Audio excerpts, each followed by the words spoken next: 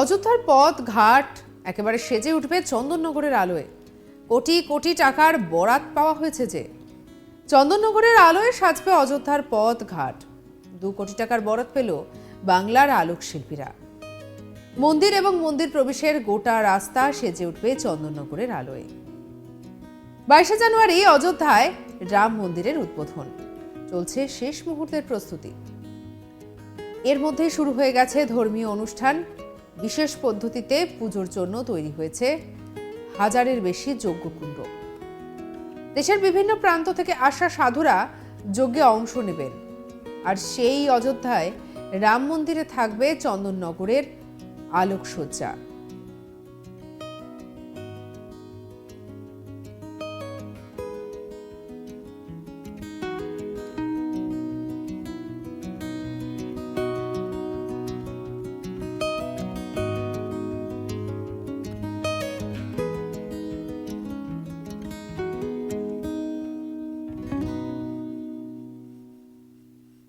দীপাবলিতে চন্দননগরের আলোয় সেজে উঠেছিল অযোধ্যার পথঘাট। আর এবার রাম মন্দিরের উদ্বোধনের সময় চন্দননগরের আলোয় সাজবে অযোধ্যা। প্রায় 150 জন আলোকশিল্পী রওনা দিয়েছে অযোধ্যার উদ্দেশ্যে। জানা যাচ্ছে যোগীরাজ্য থেকে প্রায় 2 কোটি টাকার বরাত পেয়েছে চন্দননগর।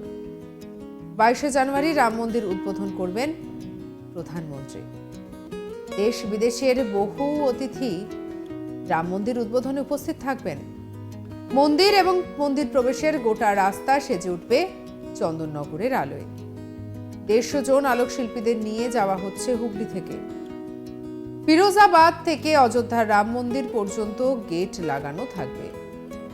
আলোর মাধ্যমে রাম, লক্ষ্মণ, সীতা, হনুমানের ছবি ফুটিয়ে তোলা হবে। বিশেষভাবে থাকবে পদ্ম ফুলের আলো।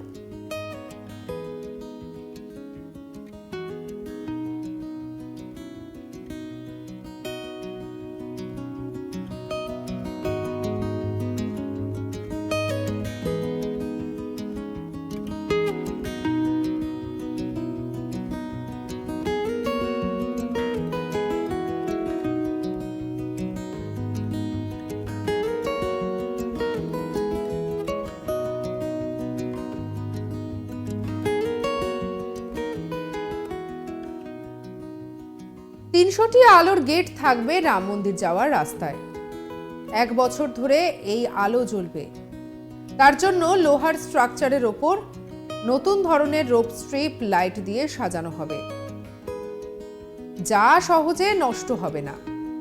চন্দননগরের আলোক শিল্পী মনোজ সাহা এই আলো এবং শিল্পীদের নিয়ে রওনা দিয়েছেন অযোধ্যার উদ্দেশ্যে। কিছু আলোকসজ্জা এখান থেকে তৈরি করে নিয়ে যাওয়া হচ্ছে, আবার বেশ কিছু কাজ অযোধ্যায় পৌঁছে শেষ করা হবে। 20 তারিখের মধ্যে সব কাজ শেষ করা হবে বলে জানান আলোক শিল্পীরা। রাম মন্দিরের বহু মন্দির আছে এবং সেখানে চন্দননগরের আলো যেন একেবারে আলাদা নজর কাড়বে। আর এই নিয়েই আশাবাদী আলোক শিল্পীরা।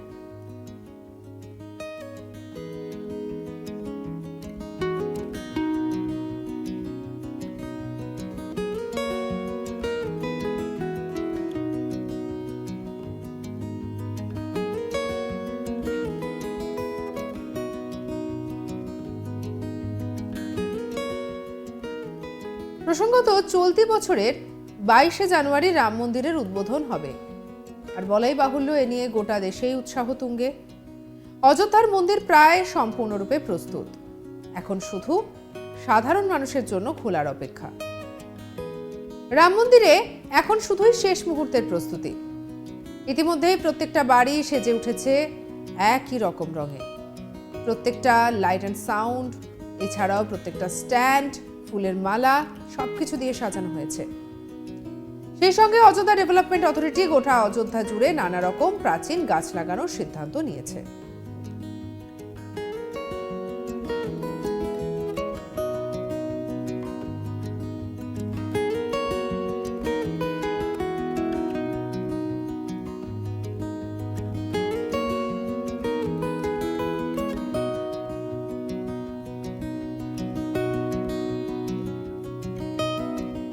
আগামী 22শে জানুয়ারি রাম মন্দিরের উদ্বোধনের দিন সেখানে আসা সমস্ত মানুষ যাতে প্রাচীন অযোধ্যাকে অনুভব করতে পারেন তার জন্য এই উদ্যোগ বলে জানা গিয়েছে।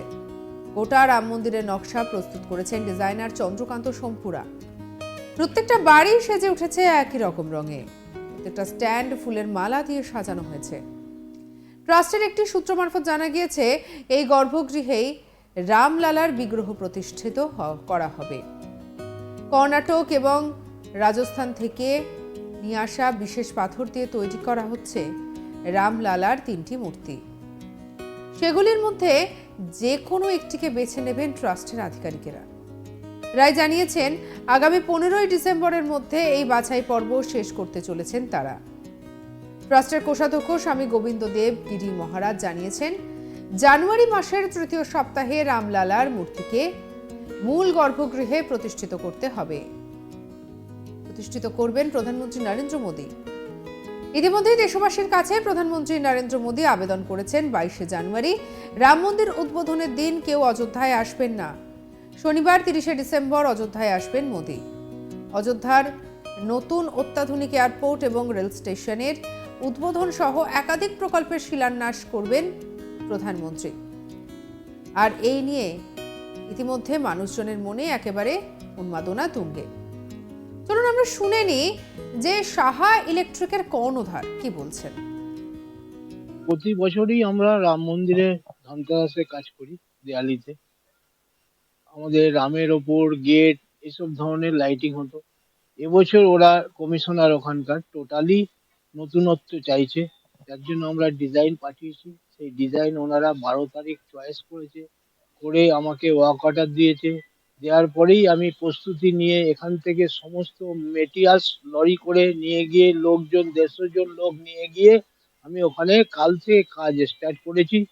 আজকেও অবধি সমস্ত কাজ করছে। 19 তারিখের মধ্যে কাজ কমপ্লিট করে সেই মাল সমস্ত ওখানে হ্যাঙ্গিং ওপরে ঝুলবে। সমস্ত লাইটিং ওনাদের ডিজাইনই সমস্ত লাইটিং হয়েছে। আমার লেবাররা সমস্ত ওখানে তৈরি করছে, করে তারা লাগাবে। এখান থেকে মেটেরিয়াল সমস্ত আমাদের পারচেজ করে নিয়ে যেতে হয়েছে।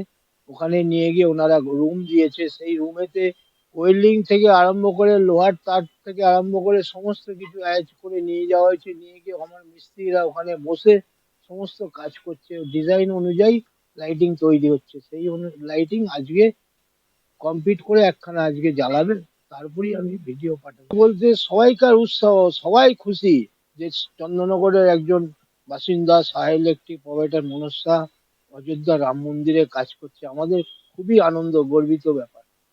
চন্দননগরের মানুষের, চন্দননগর কেন বিদেশের মানুষ সবাই আমাকে ফোন করে বলছে যে কাজটা হচ্ছে খুব সুন্দর কাজ। সবাই খুশি এই কাজের জন্য, রাম মন্দির উদ্বোধনের জন্য যে লাইটিংটা গেছে চন্দননগর থেকে। চন্দননগরবাসী সবাই খুশি।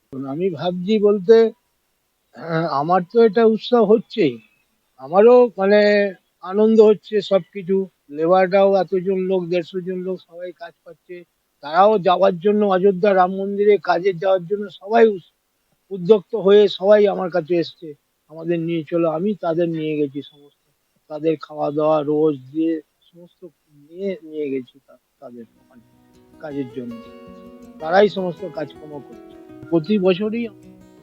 সঙ্গে রাখুন আজ তাক বাংলার ইউটিউব চ্যানেলকে। অন্যান্য খবরের জন্য লাইক করুন, শেয়ার করুন, সাবস্ক্রাইব করুন আজ তাক বাংলার ইউটিউব চ্যানেল।